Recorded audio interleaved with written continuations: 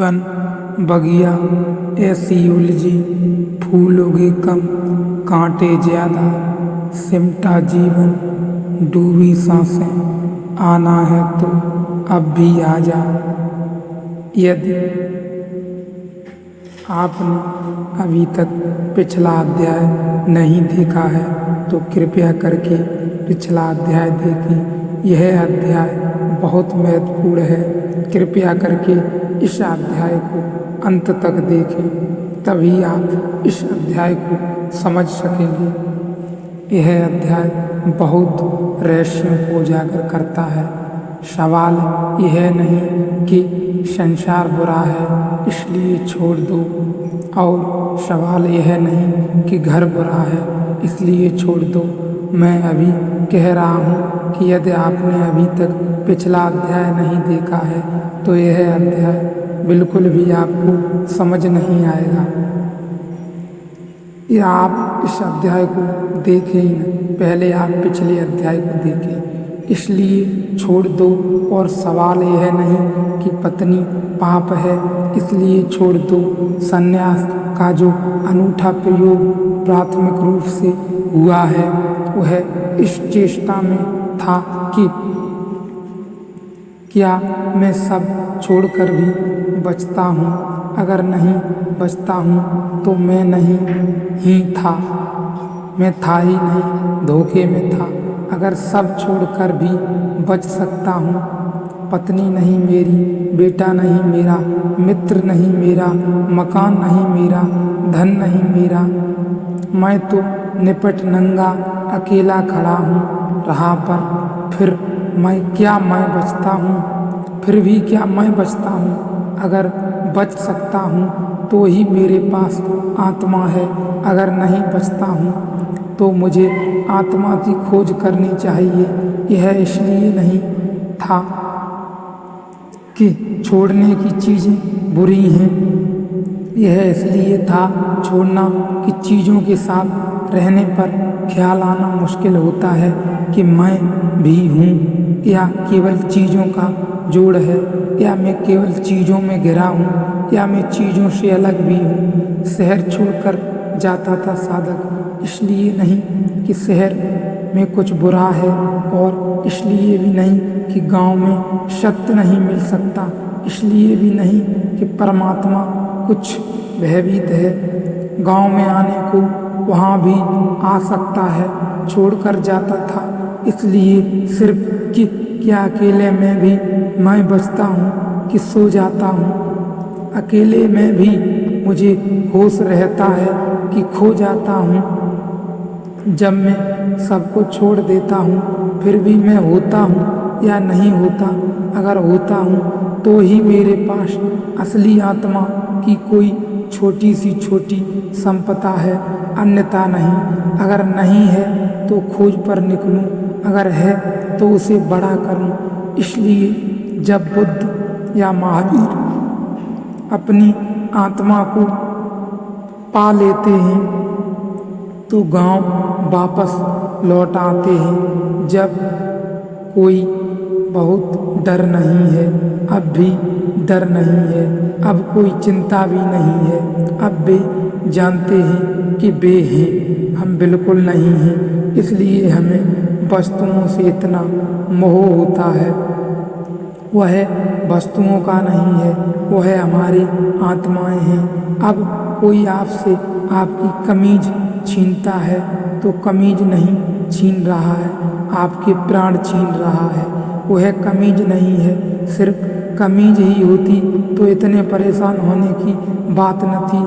Jesus ने कहा है अपने अनुयायियों को, अगर तुमसे कोई तुम्हारा कोट छीने तो कमीज भी उसको दे देना।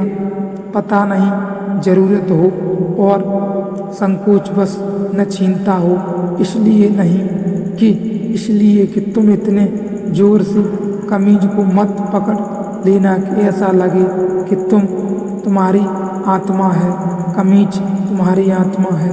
और अगर कोई तुमसे कहे कि 1 मील तक बोझ को धो तो तुम दूसरे मील तक ढो देना, सिर्फ इसलिए कि ताकि तुम कह सको कि शरीर को मैं अपना ही नहीं मानता, यह तुम्हारा भी उतना ही है। चैतन्य पैदा होता है सुषुप्त को तोड़ने से। मैंने गुरजियस का नाम लिया। पिछले अध्याय में भी, पिछले प्रवचनों में भी गुरजियस के बारे में कई बार चर्चा की। अपने साधकों को वह कहता था कि अपनी घड़ी पर नज़र रखो, सेकंड का कांटा घूम रहा है। तुम एक छोटा सा प्रयोग करो, सेकंड के कांटों को याद रखो और देखते रहो कि सेकंड का कांटा घूम रहा है, और साथ ही यह भी याद रखो कि मैं इसको याद रख रहा हूँ। सिर्फ छोटी सी बात है, लेकिन इतनी छोटी नहीं करेंगे तो पता चलेगा बड़ा कठिन है। एवरेस्ट पर चढ़ जाना आसान है, यह बहुत छोटा सा प्रयोग बहुत दुस्तर है, अत्यंत कठिन है। यह घड़ी का कांटा घूम रहा है सेकंड का, यह 60 सेकंड में 1 मिनट का चक्कर पूरा करेगा। गुरजियस कहता था, अगर तुम पूरे 1 मिनट भी याद रख सको कि तो मैं कहूँगा तुम्हारे पास थोड़ी बहुत आत्मा है। इतना भी 1 मिनट कि कांटा घूम रहा है, यह भी याद रख सको तो मैं कहूँगा तुम्हारे पास थोड़ी बहुत आत्मा है। इतना भी 1 मिनट की कांटा घूम रहा है, यह भी याद बना रहे, और यह भी याद बना रहे कि मैं याद रख रहा हूँ। दोहरा तीर इधर